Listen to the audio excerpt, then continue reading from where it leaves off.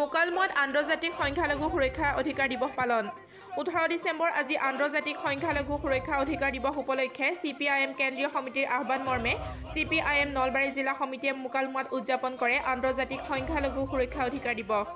CPIMৰ নেতা কৰ্মীসকলে আন্তৰ্জাতিক সংখ্যালঘু সুৰক্ষা অধিকাৰ দিৱস উপলক্ষে মোকালমোৱাত এটি প্ৰতিবাদী সমদল উলিয়ায় মোকালমোৱা নাৰায়ণপুৰৰ পৰা আৰম্ভ কৰি প্ৰতিবাদী সমদলটি মোকালমোৱাৰ মাছমজিয়াৰে আহি মোকালমোৱাৰ ৰাজহুৱা মঞ্চত অন্ত পেলায় প্ৰতিবাদী সমদলটিত সংখ্যালঘুৰ মৌলিক অধিকাৰ ৰক্ষা কৰক কৃষি আইন বাতিল কৰক মোদী চৰকাৰ হাই হাই ধ্বনি প্ৰদান কৰে CPIMৰ নেতা কৰ্মীসকলে CPIM নলবাৰী জিলাৰ সম্পাদক কমৰেড উমেশ দত্তকে ধৰি নলবাৰী জিলা সমিতিৰ কেইবাগৰাকীও নেতাই অংশগ্ৰহণ কৰাৰ লগতে পশ্চিম বৰক্ষেত্ৰী আঞ্চলিক সমিতিৰ শতাধিক CPIMৰ নেতা কৰ্মীসকলে প্ৰতিবাদী সমদলটিত অংশগ্ৰহণ কৰে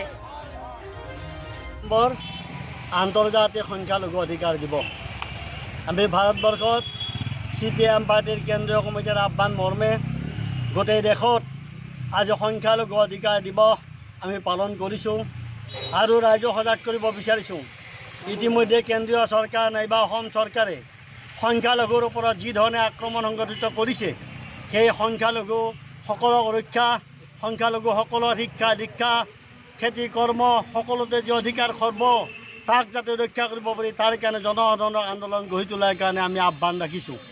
ইতিমধ্যে কেন্দ্ৰৰ চৰকাৰখনে নাইবা অসমৰো সৰ্বাংগ সোণোৱাল চৰকাৰে জাতি মাতি ভেটিৰ কথা কৈ সম্পূৰ্ণক্ৰমে জাতিক বিক্ৰী কৰি দেশখনক বিক্ৰী কৰি ৰাজ্যক বিক্ৰী কৰি মাথোন কৰ্পৰেটৰ হাতৰ পুতলাকে ৰূপান্তৰ ঘটিছে দৌলাহালৰ পৰা সুবৰ্ণা বৈশ্যৰ ৰিপৰ্ট দৈনিক টাইম